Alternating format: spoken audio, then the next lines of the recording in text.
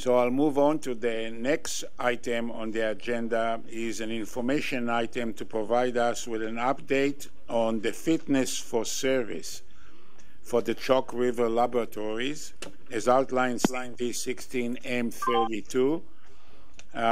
This was a request from the Commission made during the April 6, 2016 public hearing. And I hope that Mr. Pilkington is still online. And I will return the floor back to Ms. Tadros. Yes, thank you, Mr. President. You are correct. CNSC staff do not have a presentation. We are providing this first. Sorry to interrupt, but Mr. Pilkington, are you still with us? This is Bill Pilkington for the record. I am still with you, and also I have with me Neil Mann-Teifel, our Director of Equipment Reliability, to answer any questions that the Commission members might have. Thank you. Please go ahead. So for the record, my name is Haiti Tadros, and we are providing this very first status update as a written submission on the fitness for service for the Chalk River Laboratories. As this is staff's first update to the Commission, we welcome your feedback on the information that you see before you in hopes of improving the information as we come before you regularly during these Commission meetings. With that, I'd like to reintroduce Mr. Jean Leclerc, Director of the Nuclear Laboratories and Research Reactors Division, and also Mr. John Jin, Director of the Operational Engineering and Assessment Division, and other colleagues who are familiar with this file. We are here to take any questions that you may have.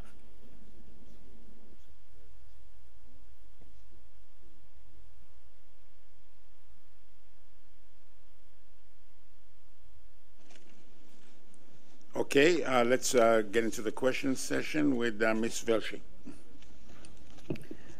Thank you, Mr. President. And so again, recognizing that this is the first such report, I personally found it of very limited use, other than the reassurance that, at least according to staff, things are moving as expected. So I'd like a little more specificity in future updates.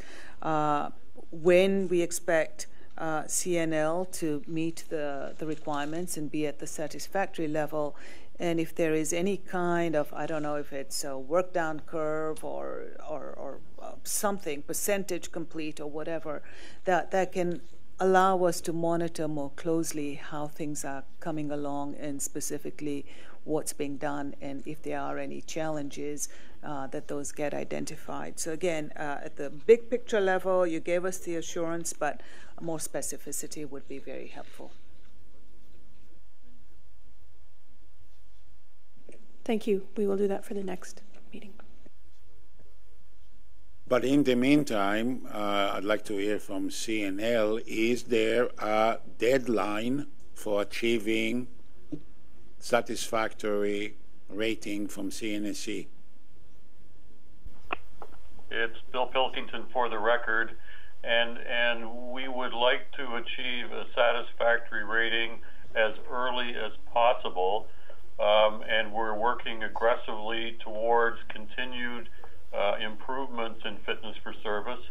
I would point out that the NRU reactor continues to operate safely, that the performance improvement program continues aggressively, where we've invested more than $300 million since 2011, and where we're investing more than $25 million in this year to move towards improved equipment performance, improved safety performance overall. So we take this very seriously. We're working very hard. We are looking at what gaps still exist that need to be closed, and we look forward to meeting with CNSC staff to determine what are the criteria that will bring us to a satisfactory rating. That all sounds very good, but I was looking for a calendar date, because this has been going on for a significant amount of time.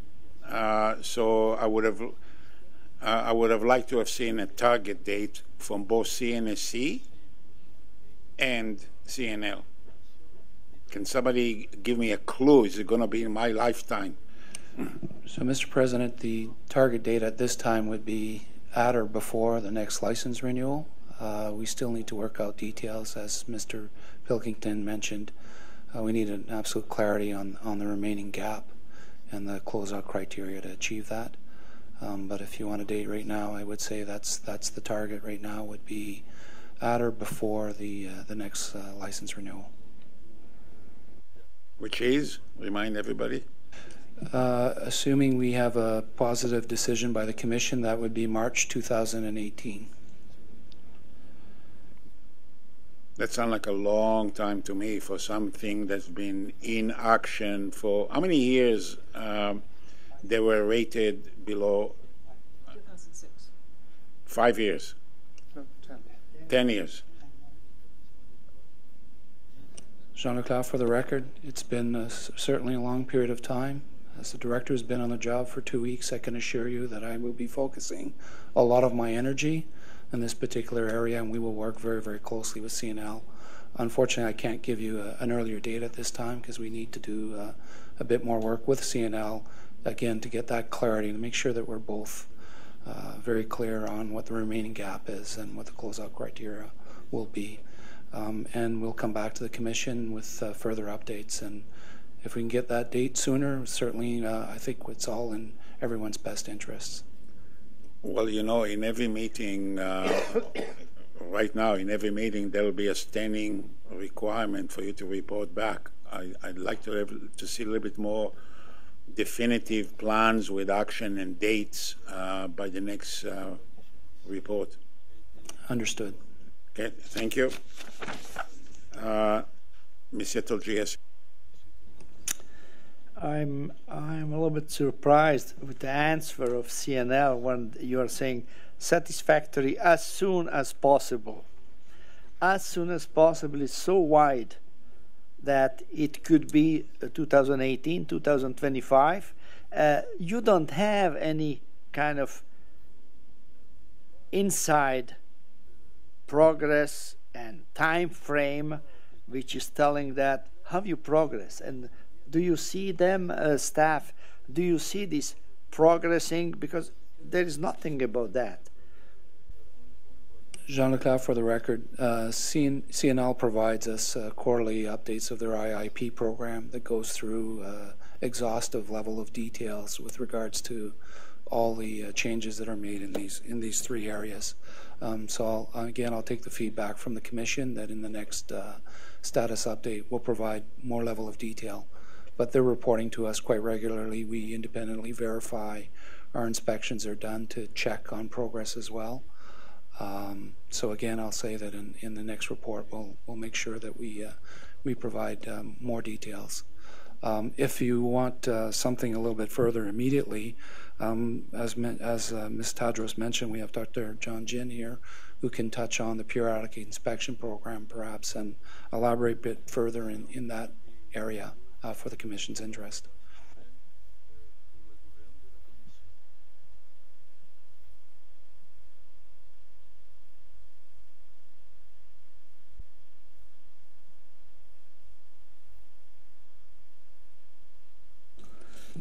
John Jin, for the record. I'm the Director of the Operational Engineering Assessment Division at the CNSC. The specialist in my division has been looking after the structural integrity, in particular of the NRU vessel after the incident back in 2010. After the incident, the staff has been reported on a regular basis about the fitness of service assessment report, and staff has been satisfied with the condition of the structural integrity of the NRU vessel. And in addition to that, we confirm that the periodic inspection program at the NRU has been improved in terms of the rigorousness and in terms of the inspection scope. And the staff also confirmed that the preventive. So the reason for the leak event in 2010 was that the licensees are not aware of the corrosion going on in that area. So staff confirmed that the licensees have in place to preventive measure to prevent any leak from the same location.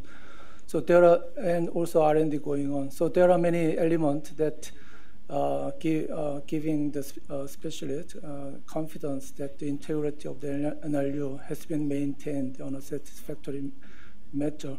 So I'm in a position to assure you that the integrity of NRU has been maintained in a satisfactory manner.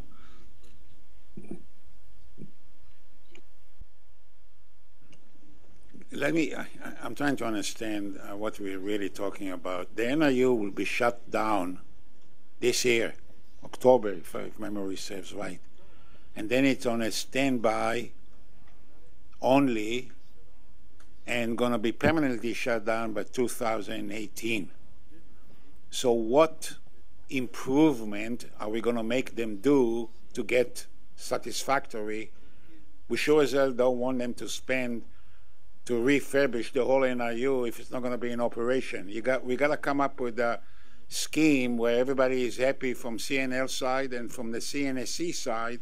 But what does it make? What does satisfactory mean for a reactor that's going to be shut down this year? What am I not getting? Jean-Leclerc, for the record. So, in fact, when I said the looking at the remaining gap and looking at what steps needs to be taken is, in fact, taking into account these plans with regards to it, moly production to be stopping in October and the eventual shutdown of the reactor, which is planned in 2018. And part of what we're looking at, in fact, is the whole fitness for service for the remainder of the site, taking into consideration all the risks. So we're in the process of doing that. And so part of that is re-looking, in fact, there are changes happening on the plans, even right now on the IIP, because of the decisions that have been made with regards to NRU. So those all need to be factored in. I know. I just want to make sure that the 11th hour, and I consider the 11th hour, when you come to us for license renewal, that we don't get still into this debate about what fitness for service means in an operation that is about to be shut down. Mr. President, that's fully understood, that we need to achieve clarity, and this will not happen the month before the hearing. We're working on it right now. Okay. Dr. McKeown? So again, it just comes back to the detail and also this issue. I mean, we tend to focus on the NRU, but this is a big site, and the fitness for service is, again, reflecting new buildings, old structures. It might be helpful to us to have some sort of table of where the issues are. And I think what's worried me over this standby for the NRU in a facility which is below expectations already, how can we be assured that if it is suddenly required to go back into service for moly production, recognizing that it will continue operations, that there hasn't been further degradation of the processing facility, for example, that takes it below expectations? So I think that'd be part of the detail that'd be very helpful as we go forward.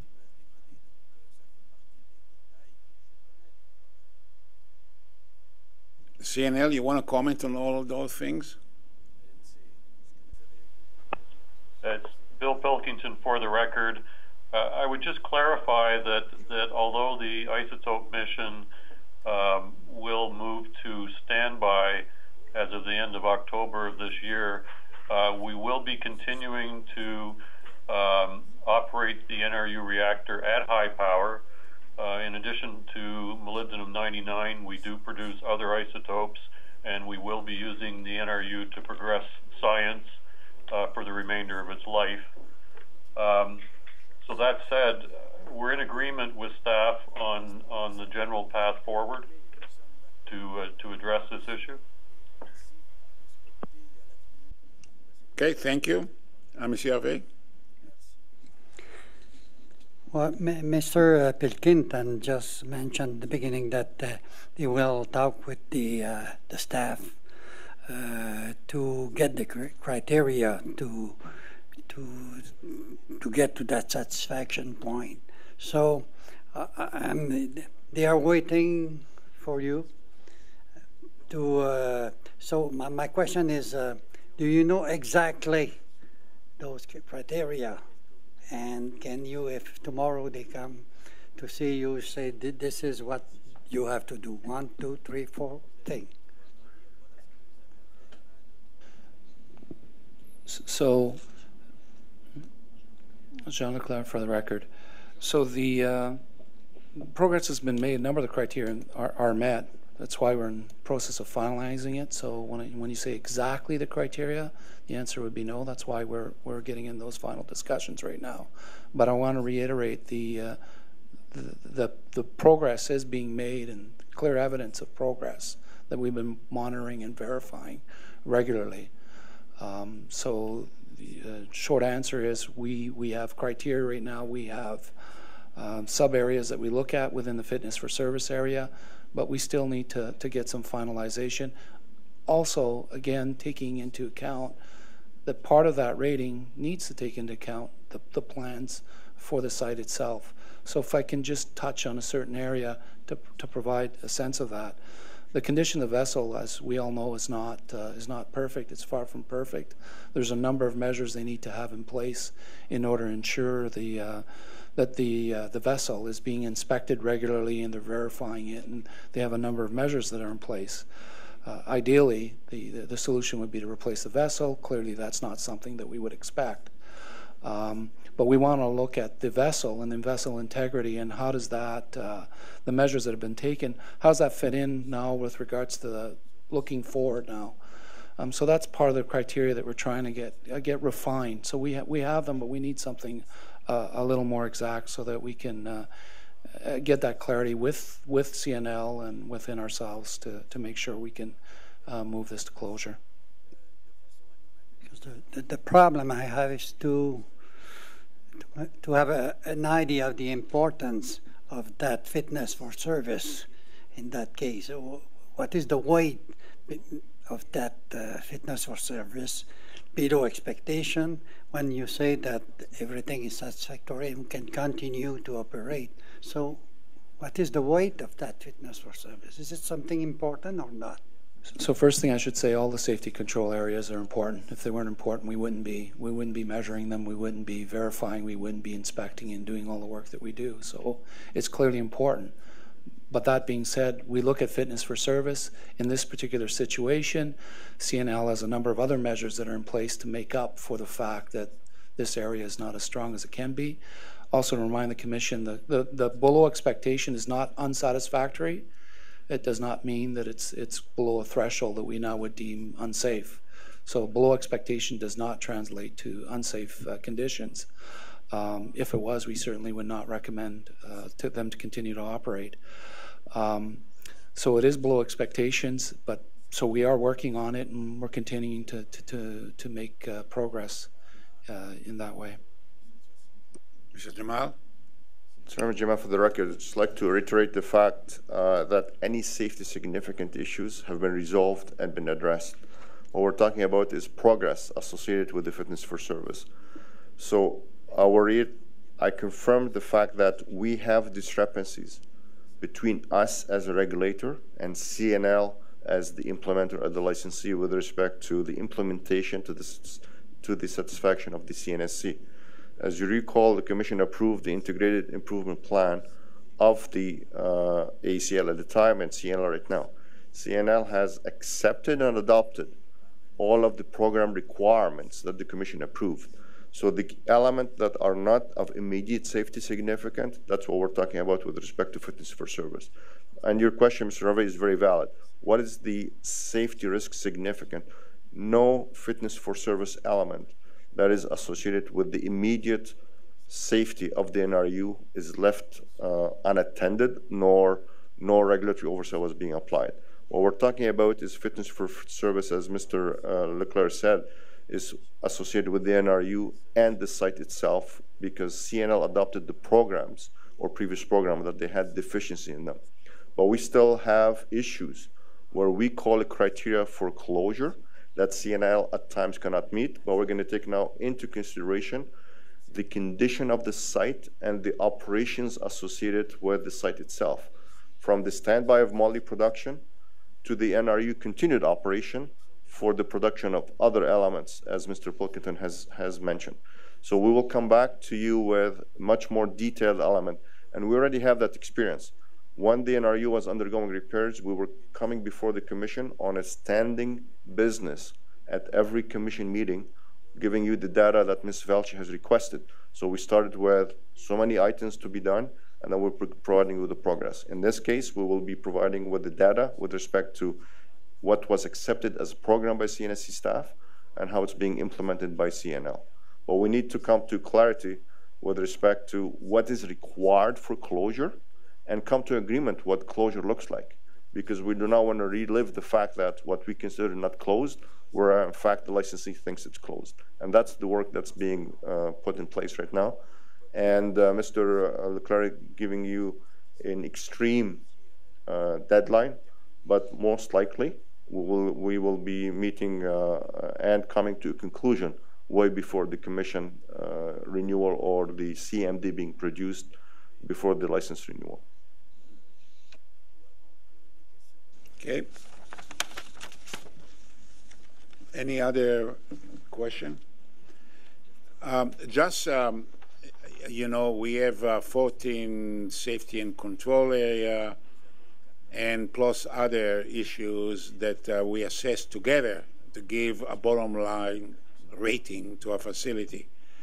However, fitness for service has a connotation that if it's below expectation, it's definitely not fit for service. So we have a PR issue here about how do you justify allow operation when it's not fit for service, okay? I'm paraphrasing, but you can see how people, at least a lay person, will believe that this particular SCA is a high weight on risk assessment. And that's why we all are very concerned to bring this to some sort of resolution one way or another, and it shouldn't be during the license renewal. It should be way, way before, please. So we're going to, looking forward to the next report to give a lot more details and a lot more definitive closure dates. Okay? So thank you for that.